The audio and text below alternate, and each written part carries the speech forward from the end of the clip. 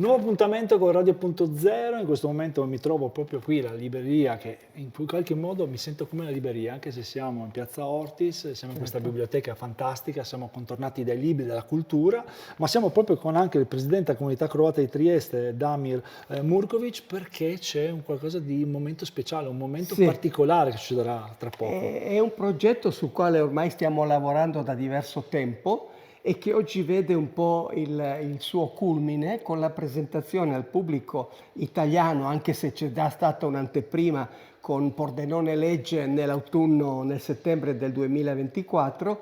Oggi presentiamo al pubblico italiano, triestino, locale, questo documentario che dedichiamo alla figura di un importante letterato croato, che è la quintessenza delle relazioni culturali tra Italia e Croazia. Pertanto siamo molto contenti perché presentiamo il personaggio, raccontiamo la sua vita, le sue opere e soprattutto quelle che sono le relazioni in campo letterario che lui è riuscito a costruire in tutti questi anni, nella sua lunga carriera di docente e di studioso interessato appunto alla letteratura italiana. Cristina Bonadei ha creato questa intervista, ha fatto Sì, una grande chiacchierata, poi tra poco sì, potrete sì. vedere così un piccolo pezzettino tra di loro, una Ah, chiacchierata ecco. tra di loro, però prima di arrivarci volevo chiedere anche quanto è importante per la comunità croata, anche perché a parte essere Sì, qui adesso a Trieste o a Pordenone Legge, ma quanto è importante mostrare e dare un messaggio anche,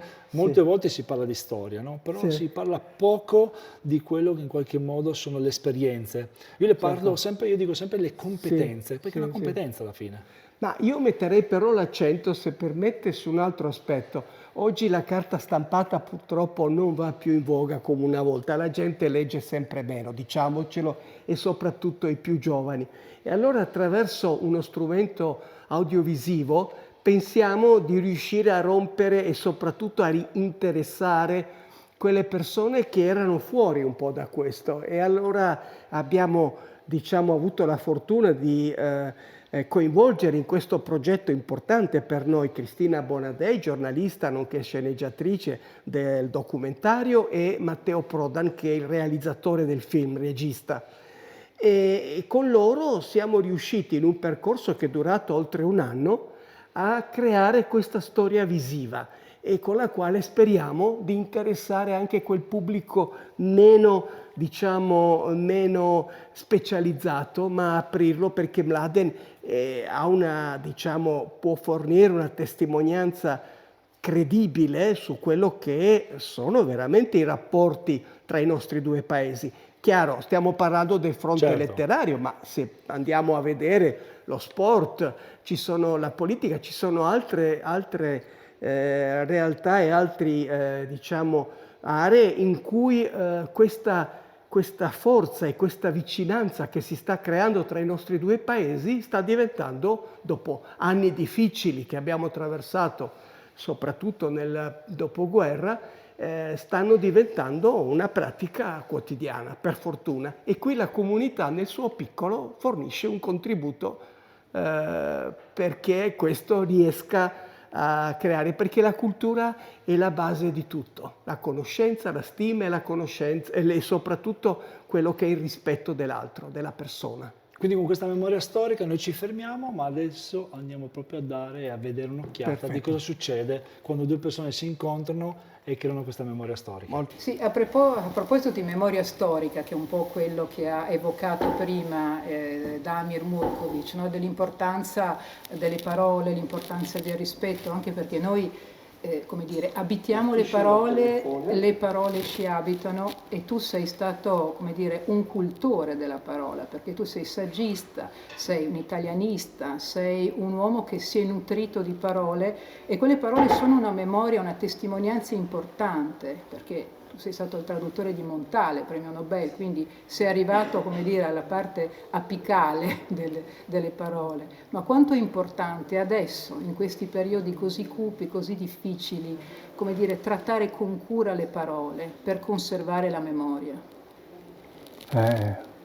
una domanda talmente generica che io dovrei rifletterci un giorno per rispondere in maniera adeguata. E allora dal generale al particolare, qual è stata la tua, come dire, il tuo bisogno, come dire, profondo? Perché sei stato folgorato dalla letteratura italiana, tu che sei zagabrese? Dalla letteratura italiana in primo luogo, però io per ogni caso mi sono laureato anche in letteratura francese, ho seguito anche corsi di letteratura spagnola, un po' il portoghese e anche la letteratura comparata. Quindi l'italianistica è stata il punto di partenza, ma non i limiti. Ecco. I limiti esistono? I confini esistono? Sono soltanto delle protesi mentali di cui noi ci nutriamo sempre? Ma non lo so. Io voltandomi e guardando alle mie spalle potrei ricorrere in maniera un po' semiseria ad un mio aforisma recente che dice: rotolati gli anni in bibliografia. Non è male come. I miei aforismi non sono sprecati così, ecco. No, Io rifletto prima di scrivere un aforismo. Tu sei un cultore degli haiku anche in qualche modo, degli haiku, no? Tu hai, come dire, sei istantaneo, no? I tuoi aforismi sono sempre delle contrazioni di pensiero potenti. Sì, e tu sì, sei sì. anche un cultore della grafica, però, a questo punto. Anche un critico d'arte recentemente mi ha onorato in quanto pittore, ma io non mi ritengo pittore. Parlo di solito dei miei incontri con le arti plastiche, questo è diverso, perché a me è mancata l'accademia, a me è mancata la tecnica, ma io quando facevo i grafismi 50 anni fa con la macchina da scrivere prima del computer e poi diciamo i collage, io mi servo del materiale già pronto, però nel modo in cui lo combino si manifesta, lo spero almeno, la mia conoscenza delle arti plastiche, che è stata parallela, senza laurea, però è stata parallela allo studio della letteratura. Anche la poesia in qualche modo può essere un'arte plastica, allora, come modello compositivo? Beh, ci sono incroci tra poesia e per esempio, tra molti autori, decine di autori, centinaia di autori che io potrei citare, c'è stato il protagonista della mia tesi di laurea allo stile di Dino Campana. Ecco, Dino Campana era un poeta, oserei dire pittorico, tra virgolette, no? Canti orfici. Tutto Campana e tra colori, ecco.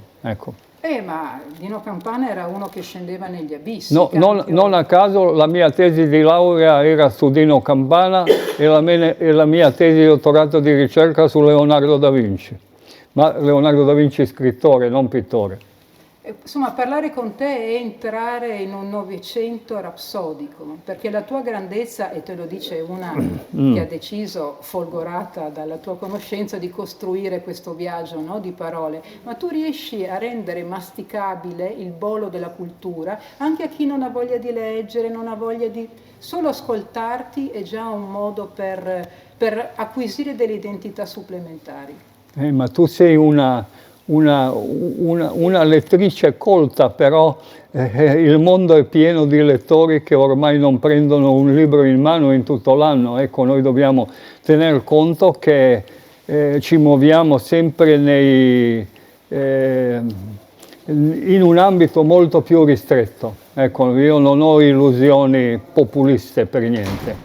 Allora lasciamo che le persone guardino questo nostro documentario e magari in qualche modo avranno voglia, così un riflesso condizionato. Per quel che riguarda il documentario, e questo mi preme di dirlo, magari taglierete altre cose, e mi preme di dire che è tutto merito della sceneggiatrice Cristina Bonadei, del regista Matteo Prodan, del produttore Damir Murkovic, senza i quali il film non esisterebbe.